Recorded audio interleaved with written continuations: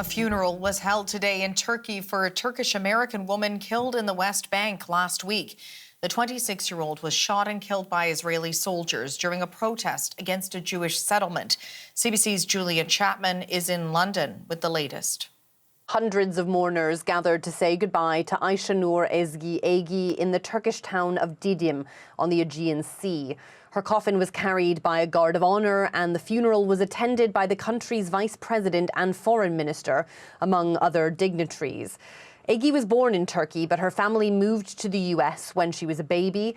Her body arrived in Turkey yesterday after being flown from Israel following her killing on September 6th. The activist had been taking part in a demonstration against Israeli settlements in the occupied West Bank town of Beita when she was shot in the head. Now, how that unfolded is a matter of dispute. The Israel Defense Forces have carried out an internal investigation and have concluded that their soldiers were likely responsible. But they say she was shot during a violent riot while soldiers were targeting an instigator, hitting Eygi indirectly and unintentionally. The IDF has expressed deep regret for her death. But a different picture has since emerged. Several people who were there have described chaotic scenes with young Palestinians throwing rocks at Israeli forces and soldiers retaliating with tear gas and ammunition. But witnesses say the unrest subsided well before Eygi was shot. They've also said she moved to a different area from where the clashes took place, and it's there that she was hit in the head with a bullet. Eygi was a citizen of both Turkey and the US.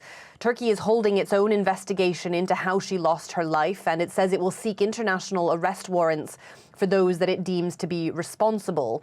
It's held a second autopsy, and according to the Turkish state broadcaster, there was no exit wound after the bullet entered Eygi's head. As for the US, initially President Joe Biden says her death was apparently an accident, likely caused by a ricocheting bullet.